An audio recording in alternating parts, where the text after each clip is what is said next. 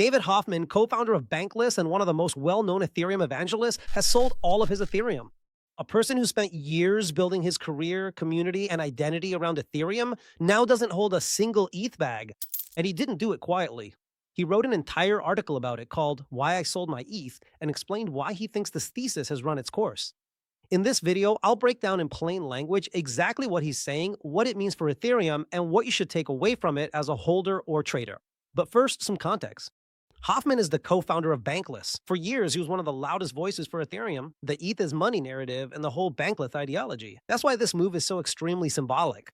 He's not just some trader flipping a position. He's an OG who built his life on Ethereum. Yet he says, I sold my ETH. But now, here's what matters. Why did he do it? What's his take? It's not because he's bearish on Ethereum. On the contrary, he writes that he's massively bullish on Ethereum as infrastructure and as an ecosystem, but he no longer believes in the original ETH as money thesis the way he once did. In his view, that thesis has simply run its course.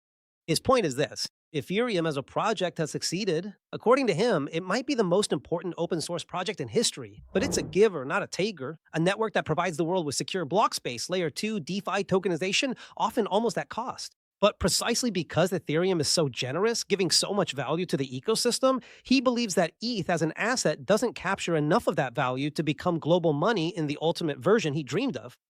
Hoffman says that ETH is money was always an insanely difficult coordination game. To work, everything needed to align. Ethereum had to have massive market dominance and keep the largest share of fees and activity long term. It had to outpace rivals, keep a rapid pace, and simultaneously earn mainstream respect.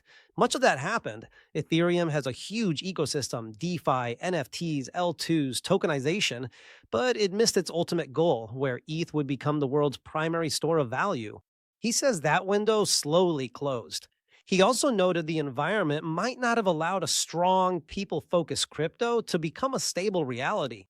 Ethereum peaked during the COVID era. With everyone home and money flowing, DeFi, NFTs, and DAOs all thrived. But outside that window, crypto often seems like grifts, scams, and get-rich-quick schemes rather than a serious financial system.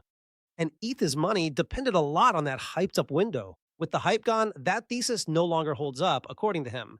He also notes Ethereum's utility often benefits other forms of money, not necessarily Ethereum itself. Stablecoins on the network are reaching massive levels. Dollars, bonds, and real assets are being tokenized.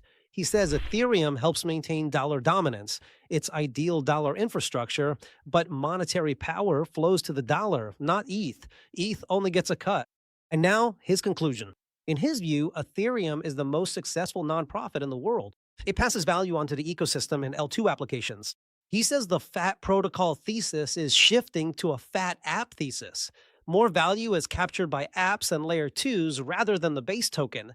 So despite Ethereum's network success, he expects no major re-rating for the asset, neither up nor down. And that's exactly why he sold. Not because he thinks ETH will go to zero, but because he believes the biggest thesis of ETH as global money has already played out its story. He sums it up like this.